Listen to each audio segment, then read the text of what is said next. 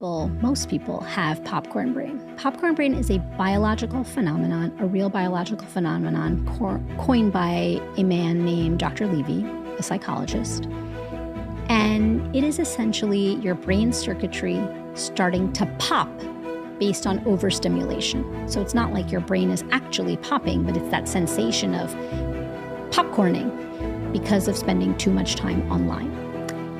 It is hard to disengage from what's happening online because there's a constant information stream, and it is difficult to live fully offline where life moves at a decidedly slower pace. Popcorn brain is an affliction that nearly every single person has right now. Think about what you do when you're waiting in line at the grocery store. You're not just like letting your brain wander, pondering things. You are on your phone. What are you doing at the bank? On your phone. Car wash, at a traffic light, pedestrians walking across the street. They're not looking up at the light. In fact, it's like one of the hazards, a public health hazard of, pedestrians having near miss accidents because they're looking down on your phone. Rarely give our brains a moment of rest. So, popcorn brain is different. A lot of people will ask me, is popcorn brain internet addiction? No. Internet addiction is it's called internet addiction disorder. It's a DSM-4 criteria, and it means that's our diagnostic criteria in medicine.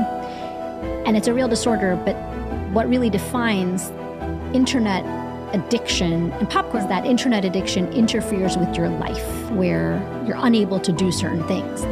Brain, on the other hand, is ubiquitous. It's everywhere. It is what defines modern life. Those two are very different things.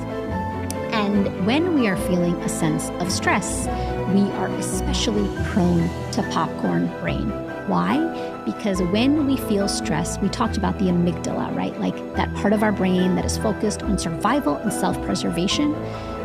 Back evolutionarily, when we were all cave people, there was a night watch person. And that person would sit by the fire, the tribe would sleep, and that person would scan for danger to keep the tribe safe.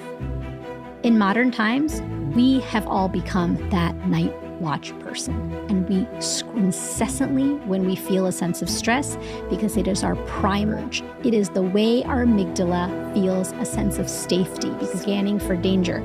We are no longer in a tribe. We're not cave people anymore. So what do? We scroll. That is how we are scanning for danger, especially when we are feeling stressed. In recent times, there's been a lot of bad news. In fact, it feels like the onslaught of bad news, one thing after another, climate disaster or conflict in a certain part of the world or something always happening now. The information stream, it is rapid and unprecedented. And so we are constantly scrolling and scanning for danger. And it's that primal urge to scroll. So the goal is really not to limit our social media use or media use, because we know studies have shown that it is not about abstinence, because that actually doesn't have a positive impact on our mental health or our well-being. But what does have an impact on our mental health and well-being is decreasing our reliance to our phones. Most of us check our phones 2,600 times a day. That is a statistic. 2,617 times a day is the average number of times a person looks at their phone. Think about that, right? The other thing you want to think about is when you're thinking about do I have a reliance on my phone? It's like the goal here is to reconsider your relationship with your phone. It is not about abstinence. We're not trying to become digital monks here. It's about being digital boundaries. In every relationship in your life, have boundaries. You have a boundary with your partner, with your children, with your colleagues, because relationships need boundaries, right, to thrive. Why don't we have a boundary when it comes to the relationship we have with our phone? There is no boundary. It is simply porous.